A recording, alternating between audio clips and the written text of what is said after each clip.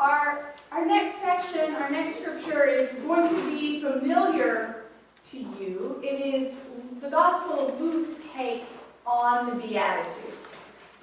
The chances are, when you've heard these before, you've probably heard them from Matthew. These are, blessed are the poor in spirit, blessed are those who mourn, blessed are the meek, right?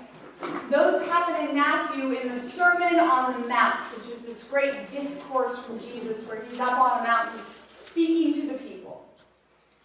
Luke includes a lot of those stories and sayings from the Sermon on the Mount, but he does it just a little differently. Let's hear what Luke has to say. Luke 6:17 through 26. He came down with them and stood on a level place with a great crowd of his disciples and a great multitude of people from all Judea, Jerusalem, and the coast of Tyre and Sidon. They had come to hear him and to be healed of their diseases. And those who were troubled with unclean spirits were cured. And all in the crowd were trying to touch him, for power came out from him and healed them.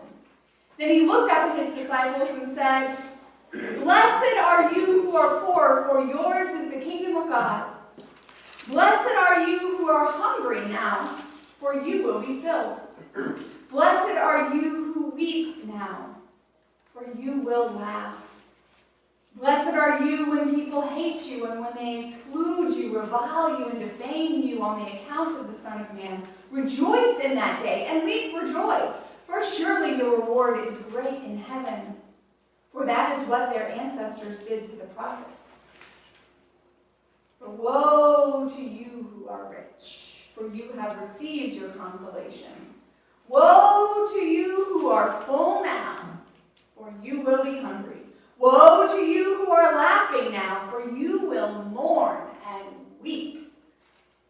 Woe to you when all speak well of you, for that is what their ancestors did to the false prophets." This is the word of the Lord. Thanks be to God. So, right, Luke doesn't pull any punches. Matthew kind of gets to his point in a roundabout way and in sort of a kind way. Blessed are those who are persecuted for righteousness' sake, for theirs is the kingdom of heaven. Blessed are you when people revile you and persecute you and utter all kinds of evil against you falsely on my account. Well, Luke just says it. Woe to you who are laughing now, for you will mourn and weep. Wow, Luke. Harsh. Right? Maybe I should say, wow, Jesus. That's pretty harsh, because he's the one who said it in the first place. But whichever one you're reading, the end result is the same. What Jesus is setting up is a dichotomy. It's an opposite. It says, what Jesus is saying is the kingdom of heaven is not like the kingdom of earth. These two things are very different. So different from one another that they're even opposites. Which can be a little stressful for us who lead a reasonably good life here on earth. Who are reasonably rich now, or, at least not typically hungry. Who are laughing at least some of the time and reasonably well respected. Those of us who live here in the United States, in this land of great freedom and great opportunity. It's a little stressful to hear, guess what? It's not going to be like that in heaven. And yet I believe that it is still good news. Because no matter how good we have it here on earth, we're still living in a broken world. We're still experiencing things like cancer and car accidents and poverty. We see pollution and racism and sexism and injustice on so many levels. What we all need and what we're looking for is shalom, that perfect wholeness and harmony, where perfect mercy and perfect justice exist. That's what would be the best for all of us. So when I say heaven is not going to be like it is here on earth, what I mean is it's going to be better. but not better in a way that our earthly brains can conceive of it, because we typically are caught up in a paradigm of win-lose. So if I am winning, then someone else has to be losing. Or if I have things that are helpful for me, then those have to be taken from someone else. That is so often how it happens here on earth. That is the kingdom of earth mentality, but that is absolutely the complete opposite of the kingdom of heaven. What we are all looking for is this shalom, this wholeness, perfect mercy and perfect justice, perfect diversity and perfect unity. A world where every hunger is filled, where rich and poor are no more. This is a world filled with praise, not politics. Are you with me? Hear what I'm talking about here? Yeah. And this is the hard part. Okay, I know what I've already been talking about is a little hard. But this is the part that can be a little confusing. Because Jesus said over and over and over and over that the kingdom of God, or the kingdom of heaven, is near. And he said the kingdom of God is already here on earth. What?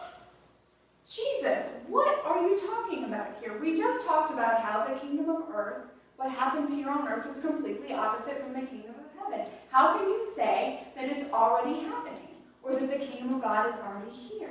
Aren't we talking about some future time? Like I told the children when I said someday it will all be made right. Yes, we are talking about some future time. But Jesus just said now. Well, yes, we are talking about now. And I'm going to go back to Paul and that 1 Corinthians verse that I read. When Paul said, but in fact, Christ has been raised from the dead. The first fruits of those who have died. The first fruits. That means Jesus' resurrection. With Jesus' resurrection, the meeting of heaven and earth has begun. It's not yet finished, it's not yet complete, it's not yet completely whole, but it has begun, right? And so we have these moments and these places where heaven and earth seem to touch. The ancient Celts called them thin places, where the boundaries of heaven and earth are so thin it almost doesn't exist. Some are actual physical locations like ancient churches, or mountaintops, or sacred springs. Some people might include a golf course in that list, but you get the picture, right? Others are moments in time when a baby is born, or sometimes those moments when someone takes their last breaths here on earth. You can almost touch heaven in that moment. Sometimes in the middle of the night, when the house is quiet and the candle is lit and the stars spangle the heavens, and God feels as near as a breath. Or maybe the Thanksgiving table, or the dinner table, or the communion table, these moments when we eat together, when we share together, when we sit as equals, and we feel the abundance of the heavenly feast. I hope that the communion table feels like heaven to you, at least sometimes.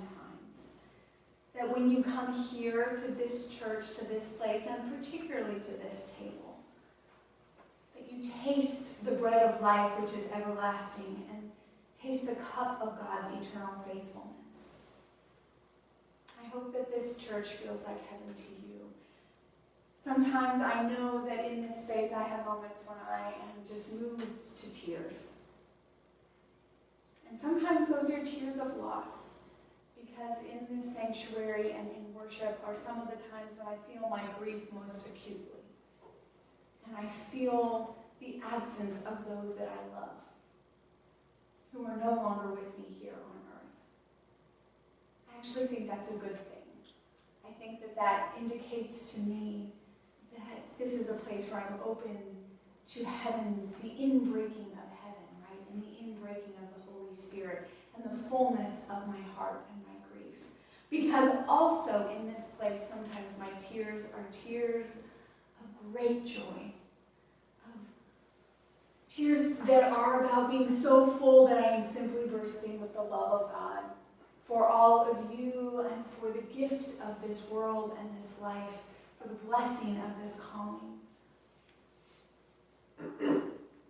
I think it's because our calling as Christians and as a church is to follow Jesus and to be a part of God's coming and a part of God's already being here, of this upside and down, broken but also whole.